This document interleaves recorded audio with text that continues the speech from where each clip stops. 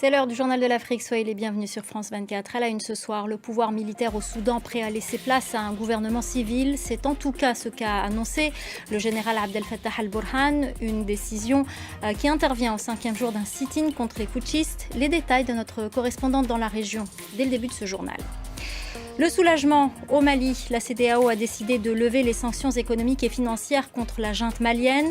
L'organisation ouest-africaine a été convaincue par l'annonce de Bamako d'un calendrier électoral pour un retour à un gouvernement civil d'ici 2024. Et à la fin de cette édition, nous irons à Londres. Le musée Victoria & Albert consacre une exposition à la mode africaine. 40 designers parmi les plus en vogue vont exposer. Les détails à la fin de ce journal. Que vaut la promesse du général Abdel Fattah al-Burhan aux manifestants soudanais au pouvoir depuis le putsch du 25 octobre dernier? Il a annoncé ce lundi qu'il était prêt à laisser place à un gouvernement civil, une décision qui intervient au 5e jour d'un sit-in contre les putschistes. Les détails de notre correspondante dans la région, Élodie Cousin. Une annonce qui intervient également dans un contexte de crise économique grave. Depuis le coup d'État, les donateurs internationaux ont gelé des fonds pour pousser les militaires à reprendre des pourparlers avec les responsables civils. Des problèmes quotidiens de coupure d'eau et d'électricité empoisonnent la vie des Soudanais. Shirley Sidbon. La levée des sanctions économiques et financières contre le Mali, la CEDEAO a pris cette décision dimanche lors d'un sommet à Accra, au Ghana.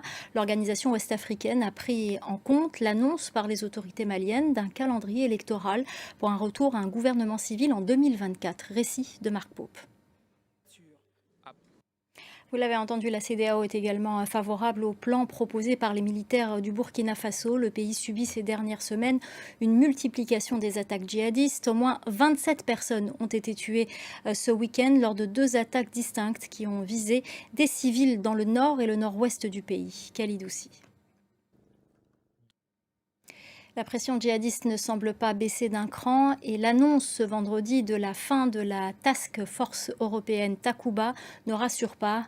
Si elle marque un nouveau point de rupture avec le Mali, ce désengagement ne rassure pas le Niger voisin. Les explications de notre correspondant Harold Girard.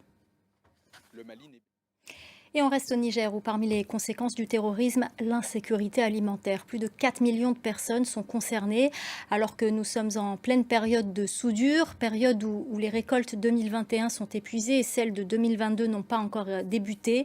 Le programme alimentaire mondial tente de répondre aux situations d'urgence, mais le PAM souhaite aussi proposer des solutions sur le long terme. Reportage d'Harold Girard. Pour finir, je vous emmène à Londres. Le musée Victoria & Albert célèbre la mode africaine cet été avec une exposition qui met en lumière les créateurs africains les plus en vogue. Le musée va accueillir les créations de 40 designers contemporains. 250 objets seront exposés. Sophie Lamotte. Voilà, c'est la fin du journal de l'Afrique. Merci de nous avoir suivis. Merci aux équipes en régie. Notre chef d'édition Célia Caracena. Restez avec nous, l'info continue sur France 24.